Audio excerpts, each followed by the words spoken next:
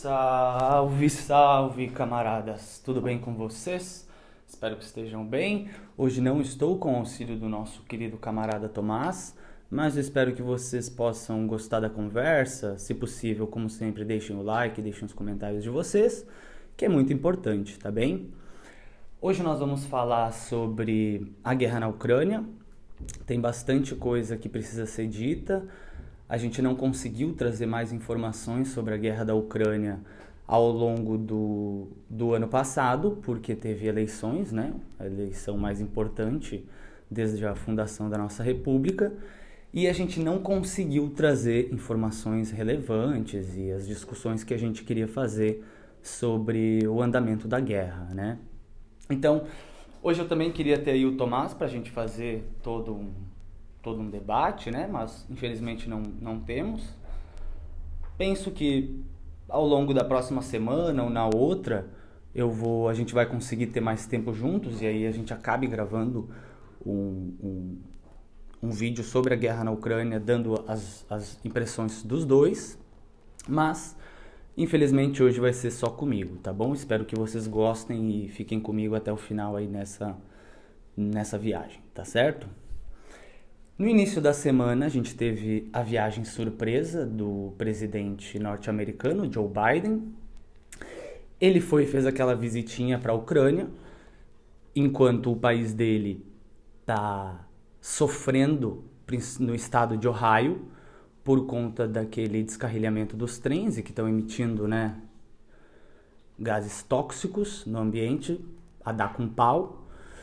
E o velhinho caquético, senil, que é isso que ele já tá, e a equipe dele de política externa, né, acham mais interessante fazer a visita à Ucrânia, né, e aí nessa visita ele fez um discurso extremamente beligerante, né, dizendo que eles vão entrar em guerra permanente contra a Rússia, que o presidente Vladimir Putin só quer terra e poder e que ele não vai conseguir isso. E também pressionando o Pentágono para que o Pentágono ceda aos pedidos do Zelensky, né, referentes à ajuda em armas, tá certo? Importante destacar para vocês também que nesse primeiro ano de guerra na Ucrânia, o Zelensky fez inúmeros pedidos relativos a armas. Qualquer tipo de arma que ele puder botar a mão, ele tá pedindo, né? E os pedidos dele vieram sendo recusados um após o outro, tá? Exceções aqui e ali que o Pentágono fazia, né? Até porque o Pentágono aproveitou dessa situação para armar o exército ucraniano, né? E despachar boa parte do seu arsenal de guerra. E com isso dá andamento aí a um keynesianismo militar que os Estados Unidos está cansado de fazer, né? Já sabe fazer isso muito bem. E continuam armando, mesmo que com certos controles, tá certo? Então, agora que o Biden fez essa visita no início da semana e pressionou o Pentágono, parece que o Pentágono deu o sinal verde e agora eles vão aumentar a oferta de armas ao presidente Zelensky. E a guerra, muito provavelmente nesse segundo ano, ao que aparenta, vai escalar, tá certo? O presidente Vladimir Putin saiu de um acordo, suspendeu um acordo, na verdade, relativo a armas nucleares, que ele tinha esse acordo com os Estados Unidos, né? Isso já demonstra também uma escalada na guerra, né? E um ato mais beligerante, de certa forma. E nós também tivemos a votação da ONU, que ocorreu no dia de hoje, quinta-feira, declarando que somente haverá uma paz concreta e sólida no momento em que o Vladimir Putin retirar suas tropas, de fato, das fronteiras internacionalmente reconhecidas, né? das fronteiras de países reconhecidos e cessar qualquer tipo de conflito, né, que seja assinado algum tipo de armistício aí então. Proposta essa que é óbvio que o Vladimir Putin não vai aceitar, pelo menos eu não acho que vai ter algum tipo de efeito, mas o que importa para vocês é que boa parte da comunidade internacional consolidou esse parecer, né? Eles votaram nesta quinta-feira e parece que 147 países votaram a favor, né? Sendo que essa proposta foi feita pela União Europeia, tá? Mas enfim, não é dos outros países que eu quero falar do Brasil, porque o Brasil também votou nesse parecer e o Brasil deu um voto a favor, tá? Dessas retiradas de tropas da Ucrânia, na Ucrânia, reconhecendo que foi a Rússia que começou a guerra, né, e que, portanto, ela precisa, então, tirar suas tropas, que ela não tem respeitado o direito internacional e por aí vai, né? E eu não acho assertiva a decisão de votar a favor nesse parecer. Primeiro porque isso pode respingar no BRICS, tá? E segundo porque isso, aos meus olhos, quebra um tanto da neutralidade brasileira nessa guerra na Ucrânia, tá? E o Brasil sempre teve um papel diplomático fenomenal, principalmente os períodos petistas, né? A gente sempre teve aí parcerias com repúblicas sul-americanas, né?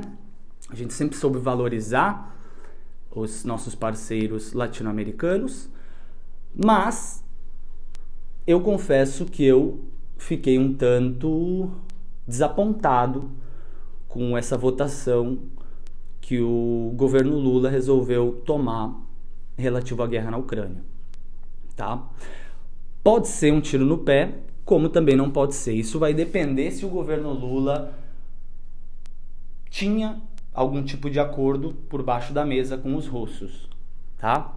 O que eu particularmente fico num 50-50, tá? Não consigo emitir uma opinião se pode ou não ter acontecido, ok? Porque é realmente estranho o Brasil votar a favor, tá? Podia ter sim mantido a neutralidade, podia ter sim votado como votou a Índia, como votou a China, tá bem?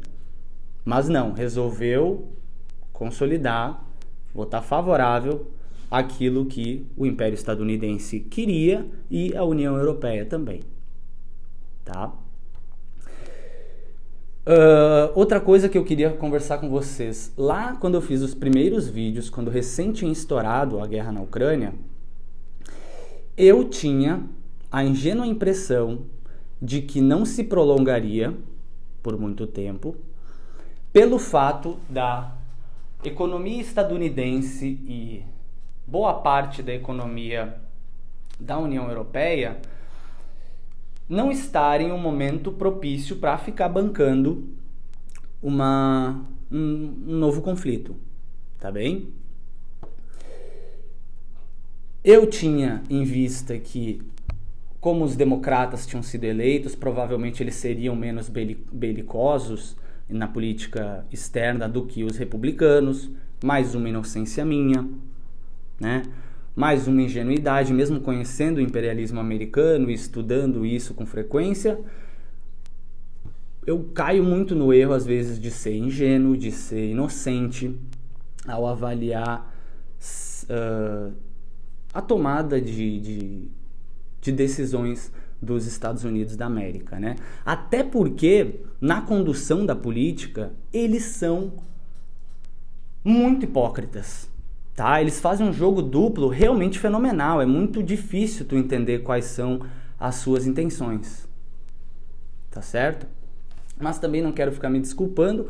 O erro é meu de achar que isso não duraria tanto tempo, de que os Estados Unidos da América e a União Europeia não tinham tanto interesse em ficar bancando esse conflito e, de certa forma, iriam aceitar as propostas que o presidente Vladimir Putin estava fazendo, né, de recuar a OTAN, e da Ucrânia não ser integrada à proteção militar da OTAN, tá certo? Também, de certa forma, não fazer parte da União Europeia, por aí vai, tá certo? E então eu não achava que isso tinha um tempo para acontecer, até porque eu suspeitava que os Estados Unidos da América, assim como a União Europeia, não tinham um planejamento para essa guerra, tá? E errado estava eu, né? Errado estava eu. Aí tá eles continuando mandando armamento, fazendo visita aos caras, né? Dizendo que os caras estão lutando pela democracia, sendo que o Estado Nacional Ucraniano se tornou, hoje em dia, um Estado que não representa 1% do seu povo, tá? Não representa a massa do seu povo. É um Estado que tem muitíssimos traços fascistas, provavelmente é um Estado fascista, é a região que mais tem crescido unidades neonazistas na Europa, é na Ucrânia. Todos os partidos comunistas foram banidos e não podem mais praticar a sua política na Ucrânia. A língua russa está sendo estigmatizada, sendo proibida nos serviços públicos oficiais. Então, é um polo da russofobia hoje no mundo, é a Ucrânia. Ok? E então, nesse um ano, a gente só está vendo uma nazificação da Ucrânia, literalmente, né, das autoridades ucranianas. E eu acredito que o Vladimir Putin também está contando com o desânimo da população ucraniana em não aguentar mais essa guerra e aí apostando numa guerra de desgaste, apostando em uma guerra que tenha como principal ator o próprio povo ucraniano e não apostando numa vitória militar de grande magnitude, né? Então, no início lá eu tinha outra perspectiva. Hoje em dia eu já vejo como os dois lados em si estavam de fato preparados, né? Mas acredito que mais ainda a Rússia, tá? Até porque eles têm a iniciativa, né? E isso, em conceitos de guerra, né, é fundamental, tá bem? Outra questão, essa guerra vai se prolongar por muito tempo? Hoje eu diria que sim, tá? Eu diria que é fato que ela vai durar pelo menos mais um ano, a gente vai ter mais esse segundo ano de guerra, e arrisco dizer ainda que ela pode se prolongar e se arrastar por N anos, ok? No início eu achava que a escalada iria diminuir, não, só tem aumentado, tá certo? Só tem aumentado. A Rússia fechou recentemente uma parceria demonstrando que eles têm uma amizade muito sólida com a China. Então a gente pode ter uma destinação de recursos, talvez agora da China com a Rússia. Pode ser que isso comece a se desenhar, tá bem? Mas assim, não vamos também achar que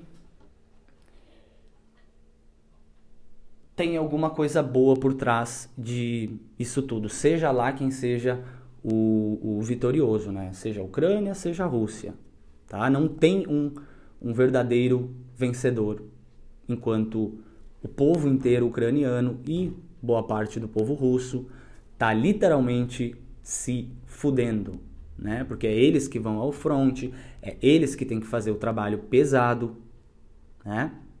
E a elite político-econômica só move pauzinhos, tá bem? Então, o custo maior é esse, né? É ver toda uma parte da Europa se gladiando, né? E, falando isso, pessoal, muitas das vezes eu tenho a impressão de que a União Europeia, dizendo então a Europa Ocidental aí, eles não estão conseguindo fazer um jogo independente, tá? E não conseguindo fazer esse jogo independente e se aliando totalmente aos interesses imperialistas dos Estados Unidos da América, eles não conseguem perceber que eles mesmos estão se tornando uma verdadeira bucha de canhão, tá? Porque os Estados Unidos pode ter, sim, muito interesse em querer limitar e querer dar um golpe verdadeiro na economia da União Europeia. Tá certo? O capital anglo-americano, ou seja, incluindo aí o britânico, né, o da Inglaterra, eu já falei para vocês que os países de cultura anglo, né, eles têm um aparato especial de inteligência, né, que eu já falei que é o sistema dos 5 olhos, ok? Então eles têm inúmeras ligações no sistema internacional, no modo como eles querem conduzir a política de acordo com seus interesses, sendo centrada esta política nos interesses majoritários dos Estados Unidos da América, que é o polo central do imperialismo de todas as potências, tá bem?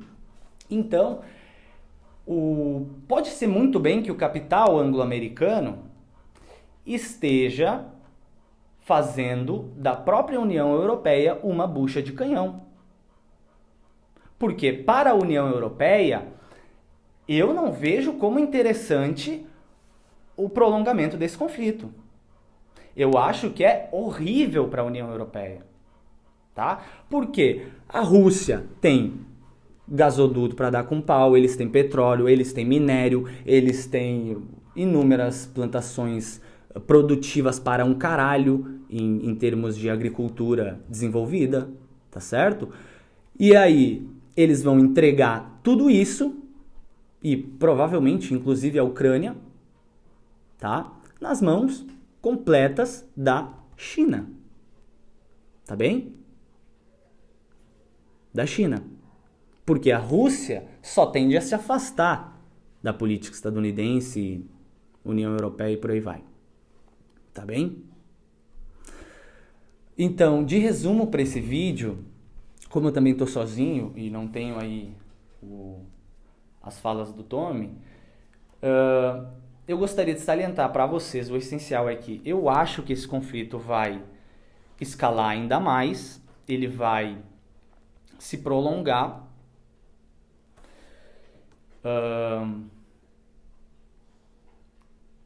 Não dá para falar que é uma guerra entre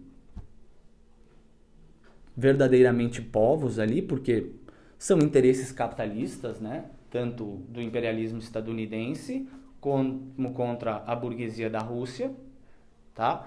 Então não tem povo em si ganhando aí, ok? Mas eu ainda vejo essa guerra como uma guerra defensiva, uma guerra onde o Estado Nacional Russo, a Federação Russa, está se defendendo do avanço da OTAN que foi feito desde os anos 90, mesmo que no início dos anos 90 eles tenham prometido que eles não iam avançar nem mesmo um polegar, tá certo? Para as repúblicas soviéticas ali no leste europeu. E avançaram e vem avançando, tá? E a linha vermelha, todo mundo sabia desde o início, era a Ucrânia.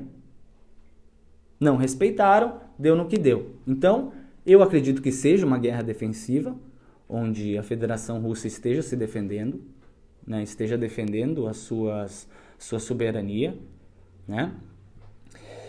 E eu não imaginava, é claro, como eu disse, que isso se prolongaria, eu não imaginava que a União Europeia e os Estados Unidos iriam sujar as mãos tanto a esse ponto, subestimei o poder do imperialismo, fui inocente nesse sentido, né? E também não consegui antever o planejamento de guerra da própria Federação Russa, né? Eu ainda tinha em vista que como eles tinham uma superioridade militar muito grande, né? Tanto em qualquer quesito que vocês queiram pegar, era só eles fazer algum tipo de vitória militar digna, né? Alguma vitória militar importante e não teria mais o que fazer, tá? Mas não foi essa a estratégia seguida pelo Vladimir Putin, tá bem? Então, eu acredito que os principais pontos eu consegui aqui trazer para vocês, daquilo que eu gostaria de falar, ressaltando também a minha discordância da decisão tomada pelo governo Lula relativo à votação que foi feita hoje, lá na Assembleia da ONU. Olha só, e eu tendo que achar a política externa era o Ernesto Araújo, né? O zolavista lá do Bolsonaro, mais assertiva do que a política do Celso Amorim. Que coisa bizarra, né? Mas é isso que está se dando na prática. Não sei se o Brasil quer fazer o papel de vassalo ao imperialismo norte-americano. Pode ser que sim, né? Pode ser que sim. Pode ser que o Brasil queira pular para o lado que tem mais bomba nuclear. Pode ser também, né? Mas eu particularmente acho errôneo, a não ser que, como eu disse, eles tenham algum acordo por baixo da mesa com os russos para não respingar nos BRICS e não fazer os BRICS enfraquecerem, tá certo? O essencial acho que seria isso. Qualquer coisa vocês deixem os comentários de vocês para eu elucidar um outro ponto que não ficou tão claro. E eu acho que seria isso, tá certo? Vamos fazer mais um vídeo ainda conversando sobre a guerra na Ucrânia com o Tomás aqui, camarada Tommy. E aí a gente pode trazer todos os posicionamentos também, as discordâncias que vocês têm relativos a toda essa guerra, tá bom? Um beijo no coração de vocês e até a próxima, tá certo? Valeu!